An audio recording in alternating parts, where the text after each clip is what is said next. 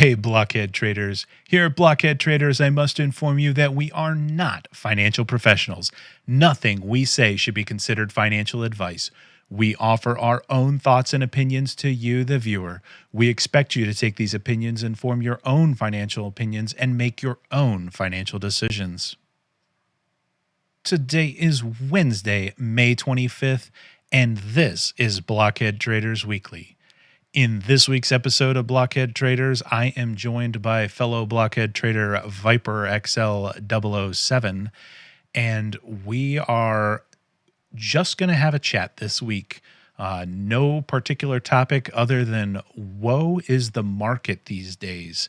Slide, slide, slide seems to be the term of the day. But before we hop to our current disposition in the market, I want to give a shout out to the Discord, a link in the description below. You can hop in there, say hello to myself, Viper, some of the other Blockhead traders.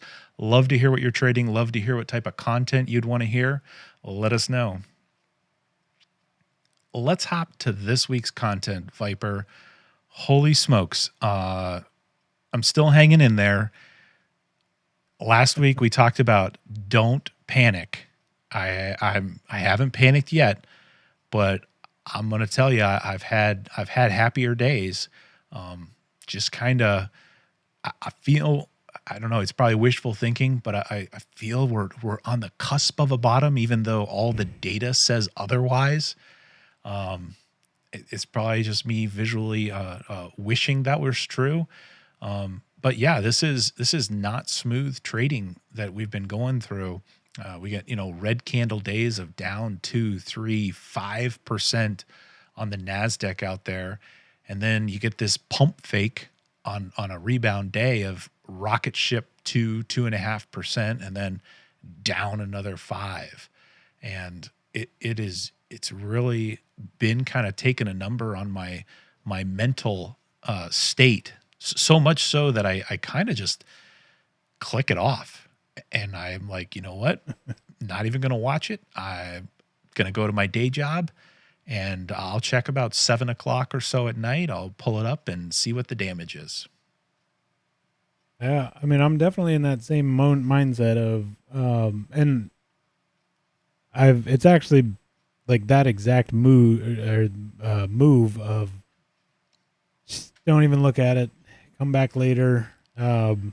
Has honestly saved some mistakes for me, as well as, gives you the clarity that you need in the moment. But yeah, it's brutal for sure. And I mean, I feel like I'm on the fence of how much was unexpected versus how much was written all over the walls and just didn't fully click. I mean, because this is, for anybody that's been watching along and whatnot, like this is my first, massive trend reversal. So kind of like we talked about before, there's just things that you learn by doing and by being in it and feeling it yourself, not just listening to experiences or whatever. And it's also been a huge testament to the whole risk mitigation as far as how much money you put in, how much money, not over investing in ways that are going to wreck, anything day-to-day finances, month-to-month finances, anything like that. But yeah, it's like, I mean, the only thing that I did do, even though I did it kind of late, and I mean, it wasn't the best move, but when I pulled out of equities, I pulled that out.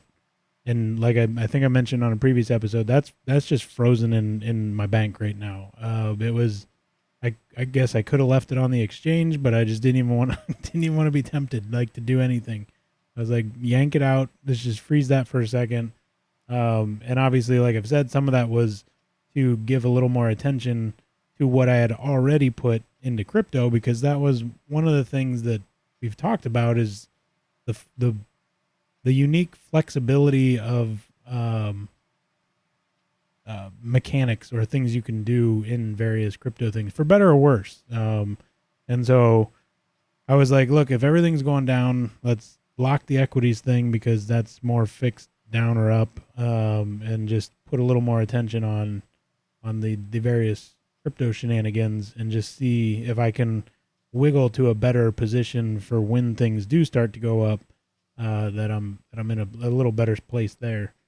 So that's been my focus. The one thing that I've learned the most so far has been the concept of taking profits. Not that I came in at a great time. I mean, in the equities world, yeah, we were in early enough that there was a lot of opportunity for that. But the one thing I heard over and over and over again from December through March, April, from people in the crypto space was, take your profits, lock them down at, stable up, where you take your profits into a stable coin, all that kind of stuff. Didn't do any of that. That is showing. But it's part of the process. And I mean, that does apply. That's not really a crypto thing. That applies everywhere. And is definitely a lesson that I'm taking much more to heart whenever we come out of this and start going back up, is just that idea of freezing some of those profits. And then, because this isn't going to be the last drawdown we ever see, this isn't going to be the last bear market. If you get into a healthy pattern of taking those profits and just holding them, when we get to this position again, walking into this position with a big bag of cash or stable, not investment, it'd be a completely different feeling right now. But not where I am. Yeah, no. Actually, the one thing you said there was surprised by this, or maybe we just weren't paying attention. Something there to that effect. And Yeah, I kind of am right there with you. Like, this wasn't a surprise. Like, you looked at a lot of the valuations, you looked at everything. Like, how can this possibly be? And I'll tell you, for me, it was a little bit of FOMO. Really, it was. Well, no one else is flinching. I feel like it's this game of chicken, right? And you get these two like trains barreling in on each other, and he's like, I'm betting the other guy's gonna swerve. And yeah, you're just kind of waiting. You don't want to be the first one to step off that track out of the way of the train, because you're like, well, that means I'll miss out on a little bit of the gain. And kind of to your point of take profits, what I really should have done is kind of clear the deck when we were starting to get that feeling, just to lock in those profits, like you said, and then be more cautiously scaling out, which I wasn't. To some degree, I was, because I kept to my position sizing, I kept to my capital allocation, and that kept me out of a whole lot of trouble. I had prepared for about a 12 to 15% drawdown on the S&P in my estimations and things like that. And I was okay, but it was that, just afraid that this wasn't really a bear market that we're heading towards. And if I pull it out, then I'll miss out on the gains. And looking back, maybe that wouldn't have been so bad. yeah. It goes to the emotions. I mean, that's probably the biggest.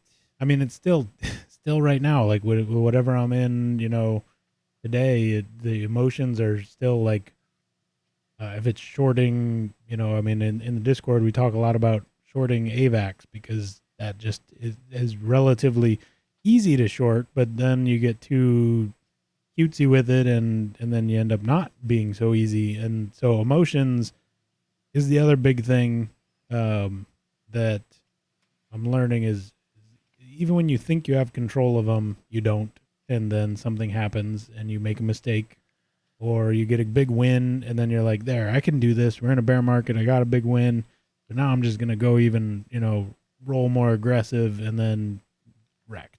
So, but I mean, that's a big, if somebody's contemplating how hands-on they want to be on their investments, that emotional fortitude is, I don't know how much you can prepare ahead of time versus just knowing whether you're going to accept the challenge and that it's going to be harder than you ever expected, or, you know what, I don't even want to mess with it.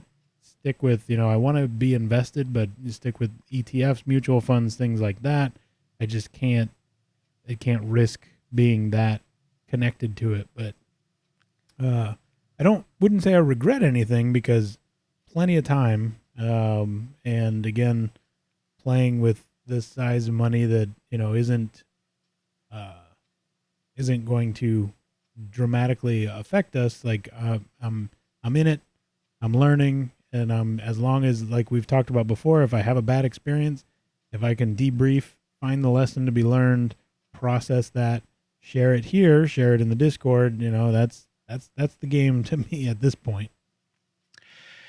Yeah, I think this period of time, and we talk like it's ending. Who knows? We can go down another 20% from here. But I know for me, it's been kind of a reversion back to my original strategies, the boring strategies. And I was really kind of lured, maybe towards the November, December timing into being a little bit more aggressive. I was getting used to turning these premium selling plays in a matter of 3, 4, 6, 7 days. And now it's slogging it out. But I kind of like my original strategies because they very much were designed to set and forget. And that's really what I want to do these days. Is I'm glad I'm not a day trader. That would be so stressful to me. I just don't think I could deal with it. Yeah. And I want to kind of maybe talk a little bit about a particular trade that I have going. It's the single-handedly the worst trade that I have ever made to date.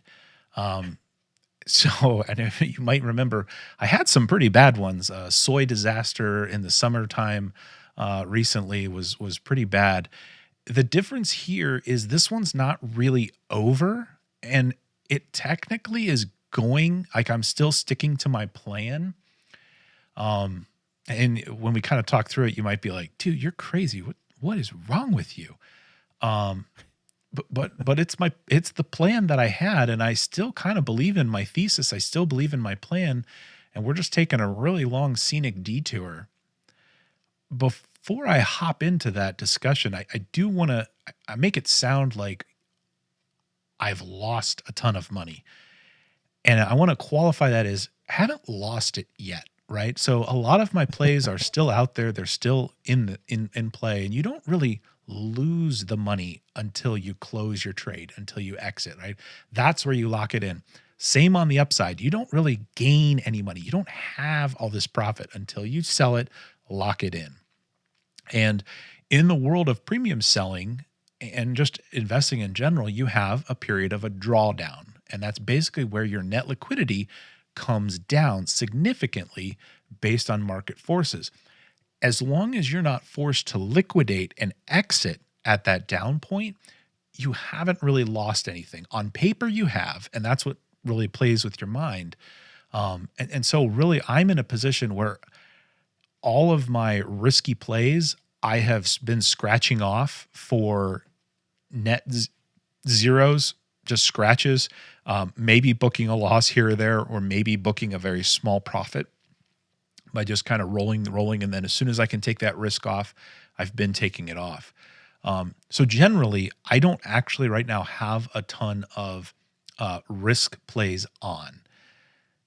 I have a lot of stocks that I have been assigned from selling short puts, where I basically said, hey, I'll take assignment on these at X strike price, if it gets there. And then with this constant decline, I got assigned on quite a few shares. And so where I'm at right now is I have a lot of this equity in these shares, which are still declining, but I can sell calls against them. And I'm hoping for, price movement in the bull direction. So what I want to talk about here is Roblox. This is the worst trade that I have made to date, in my opinion. I got really excited about Roblox probably in the late fall, maybe around Thanksgiving time. A little before there, it had kind of been trading a little bit flat. There was a lot of catalyst movement that caused it to really jump up.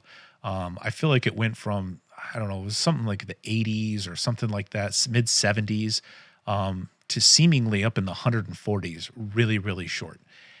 It was this whole play around the metaverse, and this gaming and all this stuff. And it really kind of resonated with me as this, I really can see this as a futuristic thing to work at. But I was kind of patient. I said, let's wait for a pullback. Let's wait for a pullback. And at the time, I was really switching over to kind of taking the cash that I had in my account and converting it into shareholdings of companies I wanted to hold. And the way I did that was I waited for a pullback for the volatility to rise. When the volatility would rise, I would sell puts. Now, normally I would sell something like a 20 delta put or a 30 delta put where I'm going out real far out in the strike to levels that I don't think the stock is ever really going to get to, because my goal is to pocket the premium and never take assignment. When it's shares I want to buy, I kind of sell really close to the money. The reason is the premium is higher, so I wait for it to fall. Volatility goes up, so premiums go up. When I'm happy with the price, I sell my premium, and then if I get assigned, great. I wanted the shares anyway, and I picked up some premium along the way. Well, this is what I did in Roblox. And so when I sell a short put like this, my plan is either keep the premium, my exit to the upside, okay? Remember, we always talk about an exit on the downside and an exit on the upside. So exit on green is it never reaches the strike. I keep all my money, keep all the premium. I let it go to expiration, or let it go basically the day before expiration because I'm looking for assignment. I don't get it. I get all my premium, move on with life.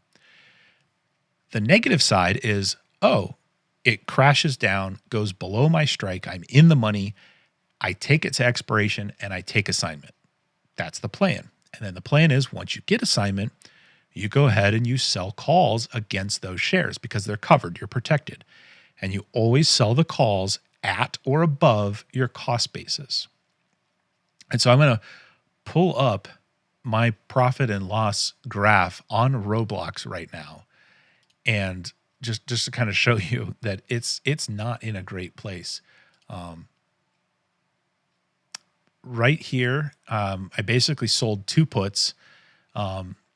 This factors in a little bit of the premium that I had on the strikes as far as what the price equivalent was when I factored in the premium. But effectively, my cost basis is a little over $100 a share for these Roblox things. Roblox is currently trading under $30. And that's terrible. Like that's a 70% loss that I'm sitting on right now.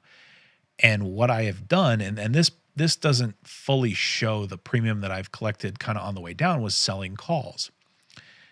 The problem you get into is when you're this far away from your cost basis of about $100, you're not picking up much on that premium.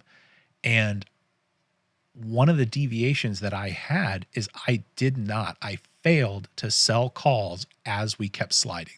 So what I should have done was sell calls at 100 right away, right? Slide. As soon as those expire, sell another set at 100. Slide, sell another set at 100. I didn't. And this is my biggest mistake here, in my opinion. I still believe in Roblox. I still believe this thing is going to come back up. Is it going to make it to 140 again? No, probably not. If it is, it's probably not happening anytime soon. But do I think it can get back to 75 and 80 once, we get through this recession, once we get some valuations in there? I do still fundamentally believe that. So I'm still a holder of this. But while I hold it, I'm going to sell these calls. And so recently I sold 2 calls right here for $3.20 each. So I basically scraped up another, $640, and I'm just going to chip away. And I don't call this out to basically be like, look, man, I'm going to go to the moon with Roblox. I call this out because this is the pain that I'm going through here, but I had a plan and I'm sticking to that plan. And I guess we'll see, eventually if maybe we'll highlight this video and be like, dude, what was wrong with you? But I'll let the internet judge me. The internet doesn't judge.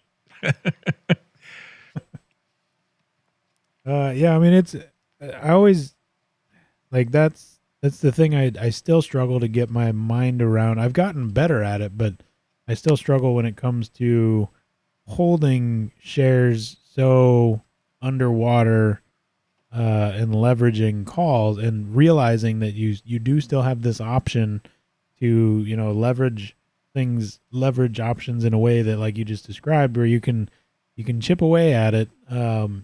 Granted, you're what's the phrase of, a little bucket with a gouging hole in the hull of the ship if it's sinking too fast. But that kind of goes back to then what were you getting into, and did you believe in it to begin with, which obviously you still do, which makes this very different than, say, the SESN experiment we did, where I mean, we were doing the same sort of thing as what you're doing now, except in that experiment we didn't have any expectation that this was actually coming back.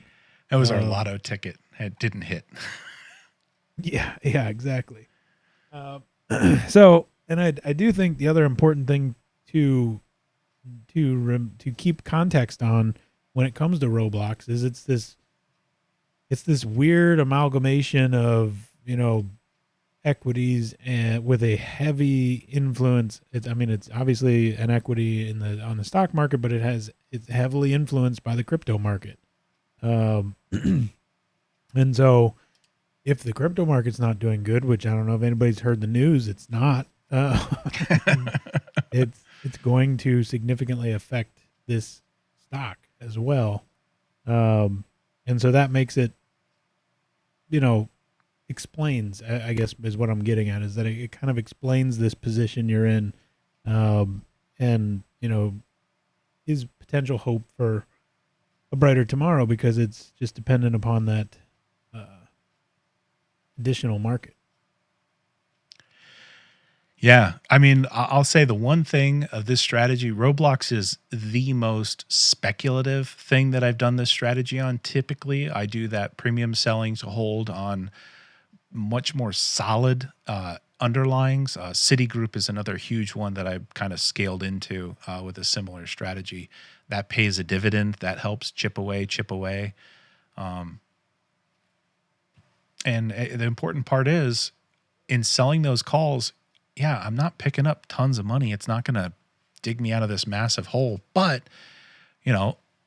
best case scenario, it rallies up to my strike price, which is above my cost basis, and I'm green.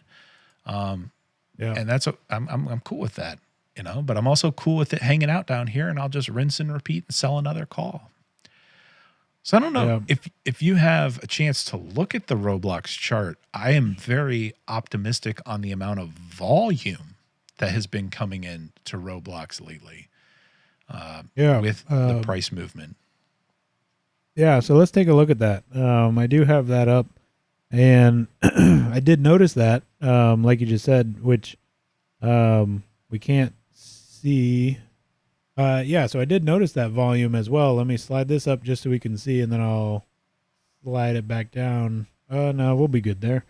So we can see the volume down there on the bottom. And what is interesting is we clearly have this peak up here, and we did obviously have a surge of volume there. We got this big gap right here, and that obviously was paired with a surge of volume, exit volume, it would appear, around an earnings call.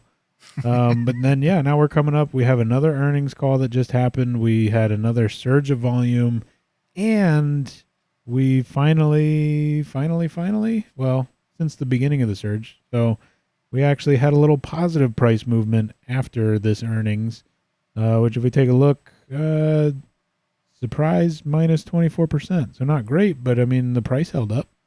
So, but what I wanted to call out about this chart other than, I mean, obviously it looks really sad, but It because feels that this way too. is because this is like we were saying, this metaverse play. I feel like there's some additional data points, context that we can put around this, and I want to be very careful about how I use this because going into some of what I'm about to go into could get you into a bad, bias confirmation or confirmation bias when forming a trade. So I'm only doing this as, sort of an interesting data point, not the sort of thing you want to base trades around or anything like that. But we obviously have the start back here, where trading started. We kind of just held the line here, $77, $80. All of a sudden peaked up, came back down to this line, and then fell off a cliff and ran away. And what I think is interesting that I like to contextualize with is like, well, okay, so this is metaverse, so this is something that was super trendy. It's still a very real thing, but that was obviously the big catalyst for the hype around Roblox was metaverse stuff. So let's take a look at Google Trends and the idea of metaverse and the search term metaverse. If we look at how that trended over time, the Google Trends goes back to May 2021. We don't have a lot of activity right here around October 10th, mid to late October is when I think we all remember hearing the term.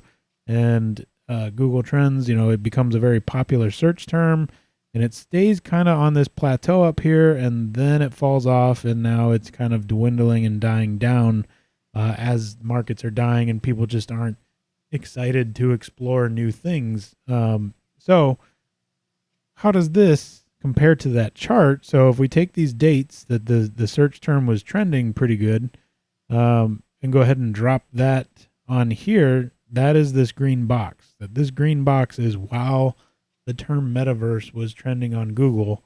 And that kind of makes sense. It was very heavily talked about, highly searched. We got this big pump up as interest died out. Now we're running away. So to me, that at least explains how we got where we are, and it sort of can provide a roadmap of the speculative nature of this and a potential turnaround opportunity when we start to get back into that narrative. When people are exploring new things like the metaverse, that is absolutely a catalyst thing that will potentially drive Roblox back up. So it is interesting though, without that hype, that we did have. We're gonna call this a good earnings. I mean, it was earnings that didn't obliterate it in a highly speculative area. And, so this was at least maybe can kind of start to form some of those warm feelies of maybe it's a bottom. Nothing's guaranteed, but I guess that's my take on it. That it's interesting, and I agree. I think it is a company. It is a thing that's going to be around, and most importantly, still building. Like, it's still working. Like, nothing's changed about the company's vision. The market has just changed, and that is the unfortunate case that you find yourself in, I guess. Yeah, I mean, I can't pick all winners, and I'm not here to sell you on investing in it because it's not working out great for me. But I'm basically trying to say, a lot of times people jump in something, and as soon as it goes the opposite way of green, they'll freak out and lock in those losses. And I'm not saying I'm going to end up coming out green. I mean, I'd like to think I will eventually, but I'm just saying you got to be patient and you can't panic. I think the only thing I'd add on to that is what we've already talked about.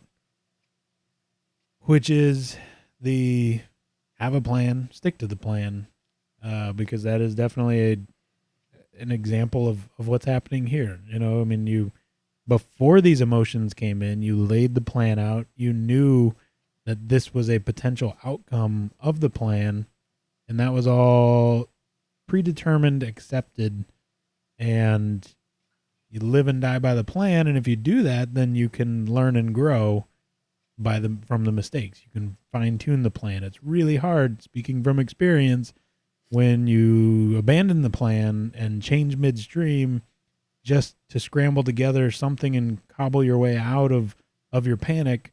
And then you have so much less data to go off of to fine tune your strategy for the next time around, because you're like, well, what did go wrong? I don't, and you just get into all these things that you brought up with emotion and didn't have written down to stick to.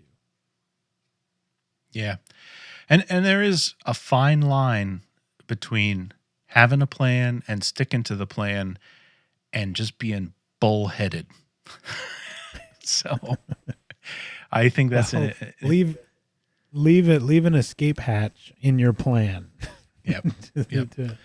Write your profit exit strategy and your what. I mean, this is a possible outcome of the plan. What is my release valve of if I just cry uncle? How do I get out? Where's that? But that's part of the plan. And to be honest, that is in my plan a little bit, but it's more of a theme change in the market than it is a price point for me. So for me, if all of a sudden you started getting regulation banning metaverse and just strict, forbiddance of cryptocurrencies, like that would be something that would play against my thesis here with Roblox. That's because fundamentally I am bullish long-term on this gamification, metaverse, alternate reality. I mean, I have kids and they seem to live in their social media. We sit at restaurants and stuff like that, and you look at all the other teenagers sitting around. They're all at a table and they're all on their phones, and I just feel like that's a thing that's going to be around. And because that's not changing, that's my uncle. That's my escape hatches. When that were to sour, that is when I would bail out. It's not a price point. Yeah. And I think that's a good context to have to make sure that there is some tie-in to thesis of that escape hatch. I mean, somebody's escape hatch could be price related, but then maybe rethink your convictions for going into a play. I guess it's everybody's style. Everybody might be in it for something different, but that is a much more firm foundation to tie it to conviction of the space, whatever the space is.